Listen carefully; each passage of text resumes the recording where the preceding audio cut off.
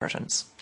No, but my Catholic inheritance says nothing about a third party dictating what is in the interests of individuals.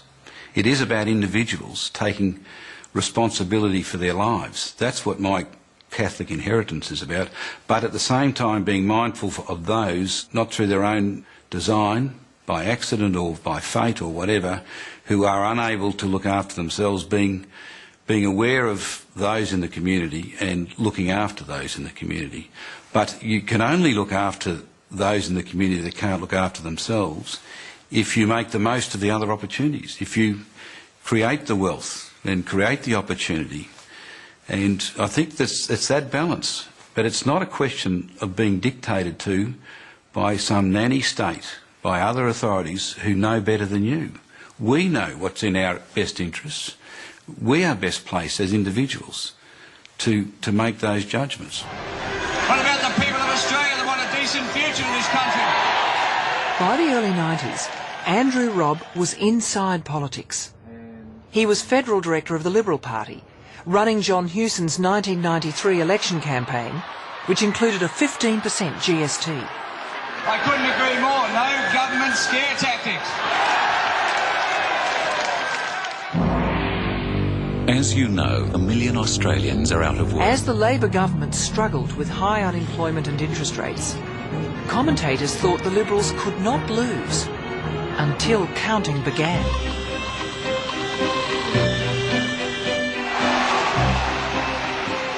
This is the sweetest victory of all. Well, I think it was pretty devastating for everybody who was involved. I mean, they'd done so much work. For Andrew Robb, losing the unlosable election was the defining moment of his political career. It was a searing experience after years of very hard work, and think I've got to get up first thing and explain this loss. It was just a soul-destroying experience.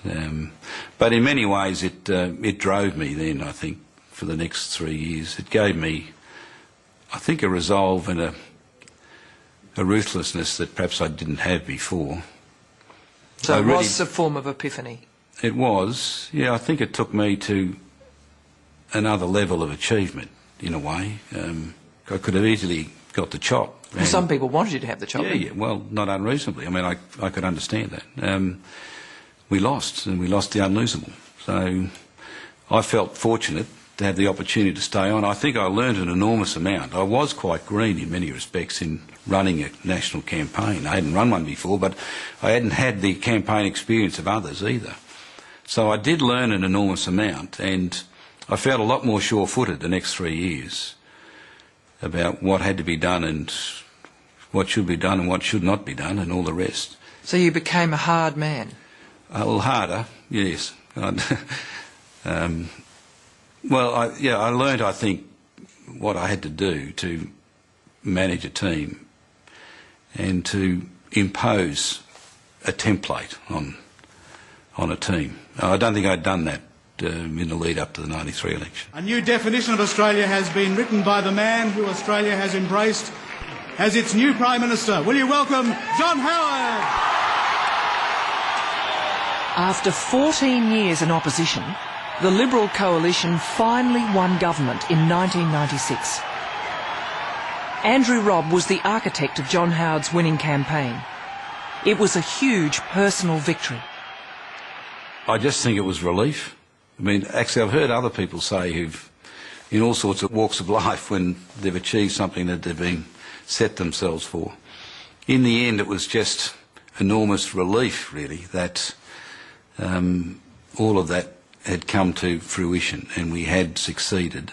What are the limits to what you do? You must have asked yourself that, probably been faced with that dilemma. Like, for instance, push polling, which has become a big thing where market researchers go out and put a proposition which is slightly wrong about an opposition's plans and then seek people's response. It's dishonest, essentially.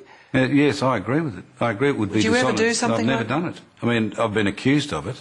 We did ask some inappropriate questions in a poll, and they were inappropriate, but the intent was not to go out and seed things. It was to try and gauge some community attitudes on something, but we went to a very small group. Push polling, you go to thousands and seed an invalid proposition with the intent of telling lies. And I think it's unethical and it shouldn't be done, and I certainly wouldn't do it. More needs to be done to make it simpler for employees and employers to work out their own workplace arrangements together.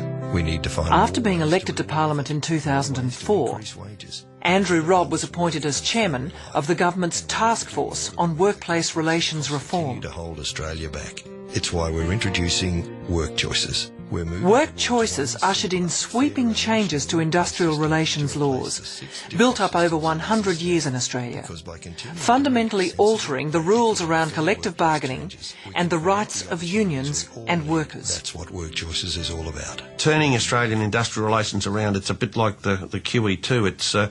It takes a bit of time and a lot of water to get her around, and Andrew had hands-on experience, if you like, with the National Farmers Federation in understanding the strategic and tactical approaches necessary to start to make these changes happen. Obviously you feel things went far too far in favour of organised labour, so that people weren't offered choices. Might we go too far the other way as we unravel a lot of those arrangements of the last 100 years? Can you consider, as some suggest, that we might go too far the other way? Well, if it got to the point where people didn't have choices, we've gone too far. But as long as people legitimately and truly, the workforce, have got a choice whether they negotiate directly with their management or collectively negotiate or get a union, whatever, then it's okay. I mean, for too long, our society had been, not just with unions, but in so many areas of government, regulating so many things in our society. And I think a lot of our prosperity over the last 12 or 15 years is due to the freeing up of so many areas of our economy, including the labour, the workforce area, over the last 25, 30 years. And you think that that would be blessed by the God you pray to, do you? Yes, I mean, I think it's totally consistent. I think the God I pray to said, I'm giving you, all of you, sets of talents. You've got a responsibility to make the most of those talents. And you should get satisfaction out of achieving things. But also, you've got to be mindful of your neighbour, you know. Treat your neighbour as you'd want to be treated, and respect the fact that some people are disadvantaged in life, and bring them with you. Now, if you do those things, that's got nothing to do with how things are organised. That's a set of principles which I think are totally consistent with the freer society that we've now got. You say it's possible to be absolutely ruthless and remain ethical in the process. Now, that's an interesting comment.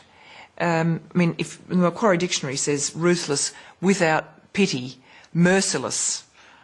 Can you do that and be ethical? Yeah, well, I do think at times, it's like in a crisis. You know, some people, you've got no time to be alert to every sensitivity. You've got a crisis, you've got a car crash, you've got to do things, you know, and you've just got to act as best you can, instinctively almost. Right? Now, that's the extreme, but I do think if there are things to be done and there's so much time to be, you avoid some of the sensitivities, some of the sensibilities of people, and you just have to make decisions and do it even though not everyone's totally happy about it. And that's what I mean by being ruthless. Do you believe that power corrupts, the great old aphorism, or not? Power can corrupt.